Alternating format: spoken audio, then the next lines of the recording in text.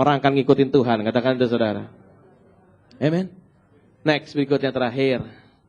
Setelah ditemukannya mutiara yang sangat berharga, ia pun pergi menjual seluruh miliknya, lalu membeli mutiara itu. Saya nggak bilang untuk ikutin Tuhan, untuk mencintai firman Anda harus tinggalin kerjaan semuanya, dan kemudian betul-betul ikut Tuhan full time. No, firman Tuhan berkata adalah yang penting jadi orang Kristen itu harus ngotot sama Tuhan dan tahu apa yang harus dia dapatkan. Yesus berkata, carilah dulu kerajaan Allah, maka segalanya akan ditambahkan kepadamu. Saya mau akhiri dengan satu cerita dari China kuno. Pada suatu hari, saudara, ada orang yang hidupnya sehari-hari ini memahat batu karang. Gunung batu dia pahat. Kalau orang mau pesan batu nisan, dia bikinin batu nisan yang gede. Kalau ada orang yang mau bikin batu, meja dari batu yang besar untuk makan, mungkin dia akan pahatkan sesuai dengan kebutuhan. Dia akan antarkan ke rumah orang tersebut. Dan waktu dia lagi pahat, dia berkata, hidup ini susah banget ya. Kok tiap hari aku bisa mahat gini, kerja capek-capek baru dapat duit. Wah, dia ingat di kota ada seorang pedagang. Tiap hari pelanggan datang ke pedagang itu. Dan kemudian tiap hari orang suka sama pedagang itu. Karena mereka membutuhkan pedagang itu ada di kota. Dia berkata, Tuhan, kalau aku jadi pedagang kayaknya enak juga ya. Dia berdoa kepada Tuhan. Boom, tiba-tiba jadi pedagang. Wah, enak banget tiap hari ketemu orang. Dia bisa bergaul dengan orang. Orang-orang menyukai dia karena dia menjual barang-barang yang dibutuhkan orang lain. Suatu hari di depan tokonya lewat seorang pejabat yang lagi ditandu. Dan begitu penjabat lewat, semua orang bongkok-bongkok. Semua orang kayaknya nyembah-nyembah. Semua orang pengen baik-baikin pejabat. Bahkan beberapa orang ngasih angpau sama pejabat. Dan dia bilang, wah enak banget ya jadi pejabat. Dia berdoa sama Tuhan, Tuhan aku mau jadi pejabat. Boom, tiba-tiba jadi pejabat. Dan kemudian dia senang sekali tiap hari temuin orang. Dan orang menghormati dia. Wah, dia happy sekali. Dan suatu hari dia jalan di pasar. Tiba-tiba hari itu gak ada orang yang menemui dia dan menghormati dia. Dia tanya sama pembantunya, kenapa nih hari gak ada orang yang nemuin saya? Pembantunya berkata, Pak, hari ini panas sekali. Orang-orang memilih untuk diam di rumah. Wah, ternyata ada yang bisa juga menghalangi kuasa dari pejabat, yaitu matahari. Dia doa sama Tuhan, Tuhan saya pengen jadi matahari. Boom, dia jadi matahari, saudara. Dia menyinari orang dan sebagainya. Wah, kemudian dia senang sekali. Dia menjadi yang paling tinggi kayaknya. Wah, luar biasa. Pada suatu kali dia ingin menyinari sebuah tempat. Di bawahnya ada awan. Sehingga sinarnya terblok oleh awan tersebut. Dia berkata, wah ada juga yang bisa menghalangi sinar matahari yaitu awan. Aku berdoa sama Tuhan, Tuhan aku pengen jadi awan. Boom, dia jadi awan. Wah enak saudara kemana-mana. Dia pergi. Dia bisa memberikan hujan. Dia bisa ke sana, ke sini. Wah dia bisa memberkati banyak orang. Bisa kasih hujan dan sebagainya. Pada suatu hari dia ingin mencurahkan hujan di suatu tempat. Dia nggak bisa karena dia selalu tertiup oleh angin. Wah dia bilang, wah ada juga yang bisa menghalangi kuasa dari awan, yaitu angin. Dia berdoa sama Tuhan, Tuhan aku pengen jadi angin. Boom, jadi angin. Wah enak dia bisa kemana-mana. Orang yang dia sukai dia kasih angin sepoi-sepoi. Orang yang dia nggak sukai dia kasih typhoon dan sebagainya. Wah dia bisa enak kemana-mana. Suatu hari sewaktu dia sedang melesat dengan sangat kencang. Boom, dia menabrak gunung batu. Dan dia nggak bisa menembus gunung batu. Karena gunung batu itu sangat kokoh dan kuat. Dia katakan, wah ada juga yang bisa menghalangi kuasa dari angin, yaitu gunung batu. Dia doa sama Tuhan, Tuhan saya pengen jadi gunung batu. Boom, dia jadi gunung batu. Yes, aku paling kuat, aku paling kokoh, aku paling gagah. Dan kemudian gak lama kemudian dia dengar di bawahnya ada suara ketrak. Ada orang sedang memahat gunung batu. Dia berkata, Tuhan aku balik lagi dia jadi tukang pahat. Akhirnya dia balik lagi jadi tukang pahat. Intinya apa dari cerita ini? Kita tuh maunya banyak, saudara. Sebagai manusia kita maunya banyak. Katakan kiri kanan, lu maunya banyak. Katakan itu saudara. Kalau dia geleng-geleng berarti dia bohong. Kita sebagai manusia kita maunya banyak. Tapi marilah kita kejar satu hal. Yaitu kerajaan Allah dalam kehidupan kita. Kerajaan itu hanya terjadi kalau firman itu kuat dalam kehidupan kita. Siapa di sini mau mutiara yang indah? Angkat tangan saudara. Mari kita bangkit berdiri sama-sama. Kita mau berdoa. Saya undang tim musik bisa maju ke depan. Nyanyikan satu lagu, hanya dekat Allahku, rasa tenang hatiku. Dan betul saudara, hanya dekat dengan dia, kita menjadi tenang. Hari ini saya berdoa supaya setiap firman yang kita dengar, setiap benih yang pernah terjadi dalam kehidupan Anda, bisa dirawat dengan baik. Dan kemudian betul-betul hari ini Anda akan mengalami satu kelepasan yang dahsyat. Bapak Surgawi, hari ini kami berdoa ya Tuhan. Biar firman-Mu Tuhan menjadi rema dalam setiap kehidupan umat-Mu ya Bapak. Biar setiap dari kami mengalami ya Tuhan jamahan dari Engkau sendiri ya Tuhan. Haleluya Tuhan. Hanya dekat Allahku, rasa tenang hatiku, Kau sertai jalanku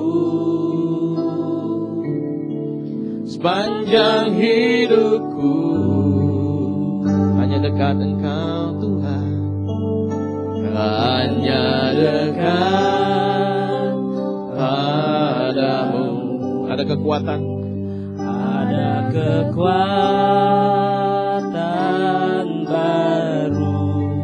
Kaulah perlindunganku, keselamatan kami Tuhan, keselamatanku. Ku ingin selalu bersekutu denganmu, menikmati hadiratmu. Biarkan Roh-Mu tinggal dalam hidupku. Sungguh indah bersamamu selamanya. Kita bertanya untuk Anda pagi ini. Yang pertama adalah mutiara itu adalah sesuatu yang sangat berharga. Dan mutiara itu dihasilkan di tempat yang dalam, di tempat yang rahasia. Hari ini Tuhan ingin melihat keadaan kita yang rahasia, yang orang lain gak lihat. Kalau hari ini ada di antara Anda yang berkata, aku mau komitmen Tuhan akan perkara-perkara rahasia. Aku mau Tuhan komitmen akan perkara-perkara yang dalam. Karena firman Tuhan berkata, apa yang kami lakukan secara tersembunyi akan Tuhan berikan upahnya secara terbuka. Dan hari ini Tuhan aku mau ya Bapak memperhatikan hal-hal yang tersembunyi. Karena dari situlah seringkali terpancar kehidupan. Kalau itu Anda bisa angkat tangan saudara di hadapan Tuhan. Amen, amen, amen, amen. Turunkan tangan Anda. Yang kedua, saya rindu untuk berdoa untuk Anda mengenai kata-kata yang digarami. Kalau Anda berkata, Tuhan hari ini aku mengambil komitmen supaya kata-kataku digarami. Mungkin selama ini ada beberapa perkataanku yang gak sesuai. Ada perkataanku yang mendukakan hatimu. Ada beberapa perkataanku yang mendukakan orang lain. Hari ini Tuhan aku mau supaya kata-kataku digarami. Supaya kami tahu bagaimana cara hidup damai dengan orang lain. Supaya kami tahu bagaimana caranya memberi jawab kepada orang lain. Dan aku mau ya Bapak mulai dari mulutku ya Tuhan, mulai keluar kata-kata yang baik, yang diperkenankan oleh Tuhan, yang diurapi oleh Tuhan, yang bawa kesembuhan, yang bawa sukacita, yang bawa damai sejahtera, yang bawa kekekalan ya Tuhan. Kalau itu Anda mau mulutmu diurapi oleh Tuhan, angkat tanganmu di hadapan Tuhan. Haleluya. Anda mau kata-katamu digaram, Anda mau berdisiplin supaya engkau penuh dengan garam, angkat tanganmu. Haleluya. Turunkan tangan Anda. Yang ketiga saya percaya adalah satu panggilan, ada satu calling tempat ini untuk menyinarkan Kristus. Hari ini bukan panggilan menjadi pendeta, bukan panggilan menjadi full timer, bukan panggilan menjadi penginjil, tetapi orang yang mampu menyerap dan menyinarkan firman-Nya Kristus, menyinarkan pribadinya dia sendiri. Dan hari ini berkata, Tuhan aku mau lewat setiap area kehidupanku orang lain diberkati. Setiap area kehidupanku orang gak hanya melihat aku, tapi orang melihat Kristus. Dan biar orang tertarik kepada Engkau Tuhan.